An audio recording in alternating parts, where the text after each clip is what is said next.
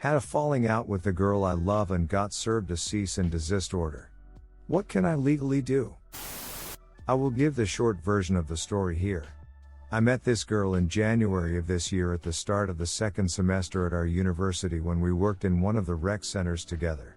She was a freshman and I was a junior. She started college a semester late, she said, because of family issues, and said she was nervous about it, so I decided to show her around a bit. We got lunch a few times during the first month on campus and I gave her tours of the campus.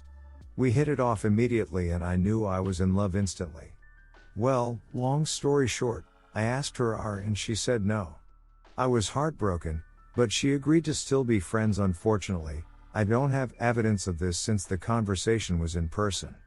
I tried several times throughout the semester to show her what she meant to me, but she ignored me and all the thought I put into the gifts I gave her. We had a falling out that involved me drunk calling her and her telling me to leave her alone when I tried to explain. I have spent the last month in absolute depression. I think about her every day. She blocked me on social media, so I can't see her profile, but I haven't texted her since school ended. But it finally got to be too much for me. I decided I would try one more time to show her how much I love her.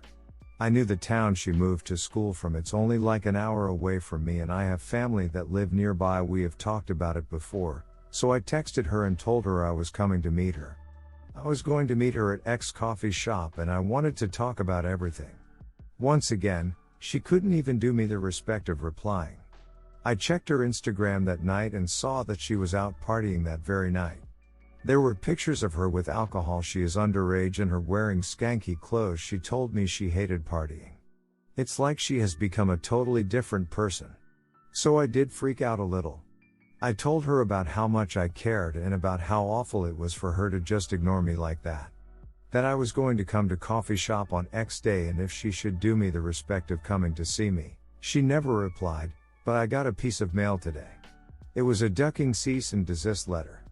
She said she would seek legal avenues if I didn't stop harassing her. What the duck, read it.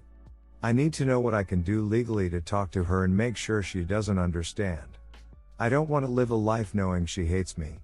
From my research, a cease and desist letter isn't legally binding like a restraining order or anything, and I am not harassing her since I don't have an intent to intimidate or hurt her, so she can't charge me with anything. Is all that true?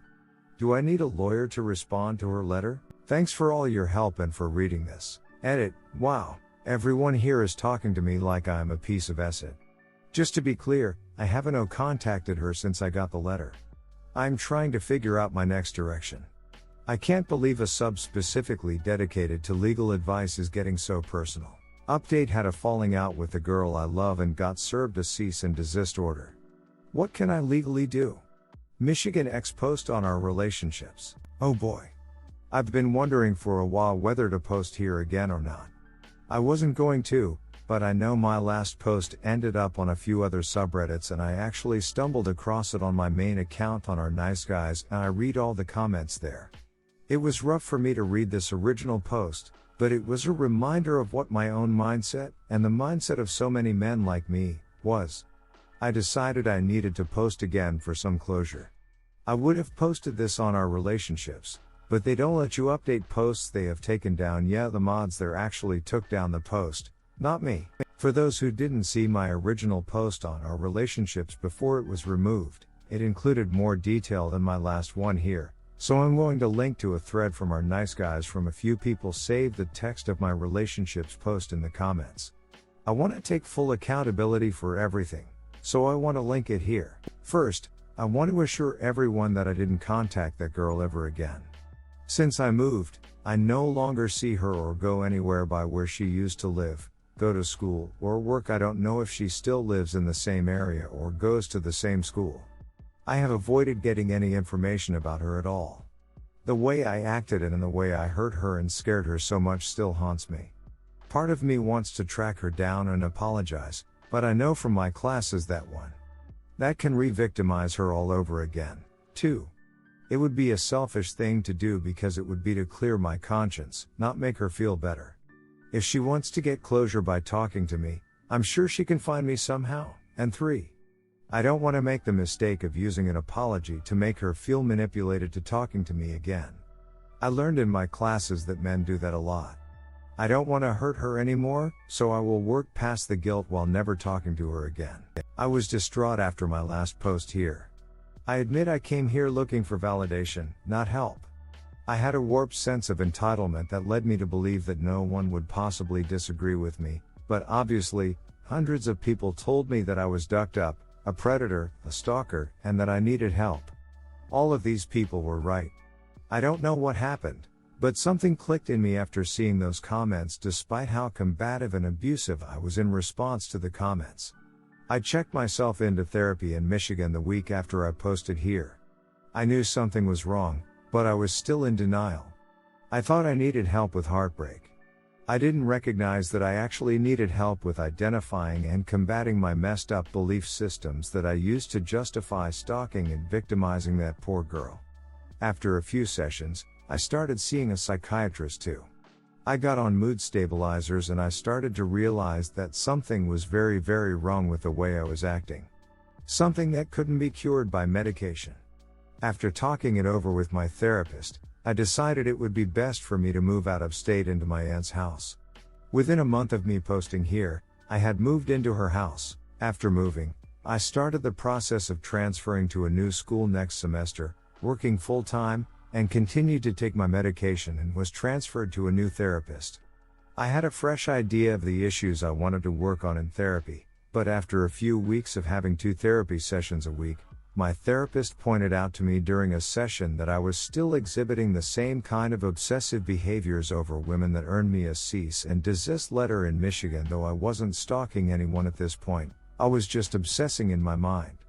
Which is still bad, but I wasn't actively victimizing anyone. I realized that in addition to therapy, I needed more help. My therapist pointed me to a class run by a local agency that was designed for men that have committed violent crimes against women like domestic violence, assault, sexual assault, stalking act. Most of the men in the class are court-ordered to go as a condition of their probation parole, but you didn't have to be court-ordered to go, so I signed up voluntarily. I attend a 2-hour class session every week and have been attending for about a month now. The goal of the class is to help us recognize and change abusive, violent behaviors. I know most of you are thinking, what kind of monsters can't recognize violent behavior? People like me. People like me in the last post. I look like a normal person. I grew up in an upper middle class neighborhood. Monsters come in all shapes and sizes. I fooled myself by saying because I didn't look like an abuser or because I wasn't like the abusers I saw on TV, that I wasn't one. But I am. I can't take back what I've done, but I can promise myself I will never victimize anyone else again. In conclusion, a lot had changed for me in 3.5 months. I want to say that I do not blame my behavior on my mental illness or anger or the media or whatever. I made a conscious decision to stalk and terrorize another human being because I thought I had the right to dictate how others interact with me. The class is a year-long class and I have only been in it for a month, but I have already learned so much. I have learned from my group that abuse is always a conscious choice and a learned behavior. But I believe that since I've learned this behavior and it's voluntary, it's totally within my control to change it. I've also learned from my group about the importance of having a non-romantic support system, so I made some male and female friends at work that invite me over to play video games with them. Don't worry Reddit, these are actual friends and not just people I am stalking or believe I am in love with. I talked about this extensively with my therapist and try to be cognizant of my obsessive tendencies. Thank you to everyone who told it to me straight, and I'm sorry for how I decided to treat everyone who was just trying to give me the advice I asked for. Edit. Wow. Just wow. I didn't expect this response. I guess this is a top post of all time. I wanted to say some things for anyone who reads this in the future. 1. I read every single comment in our best of legal advice even though I didn't reply to many. I cried a lot while reading them. 2. I didn't post this to be gilded or to be patted on the back. I'm not sure why I did it, but I don't think congrats is quite the right thing to say to me. I don't know if I deserve praise for being a normal human being with normal relationships. But thank you all for being so supportive anyway. 3. I've had at least 10 people ask me for the name of the program I am in. The program I am in is specific to my area, so I'd rather not disclose the name. However, I encourage anyone who is concerned that they are controlling or abusive in their relationships with partners, family or friends to Google batterer intervention programs in my area. I did some research today about the class I am in, and that is what these types of classes are called. They all operate a little differently based on where you live and what program you do, but we use stuff like the power and control wheel, and there are steps in my program. There is no official federal program, I don't think. 4. I am not healed. I have a lot of obsessive thoughts, and I have to try really hard to have appropriate boundaries. My meds have helped with this, but it is a behavior and thought process I need to change, and that can't be done with pills. I have a lot of mental health issues, based on my first post, but honestly what you saw was just the tip of the iceberg. I have never had real friends until the ones I have now.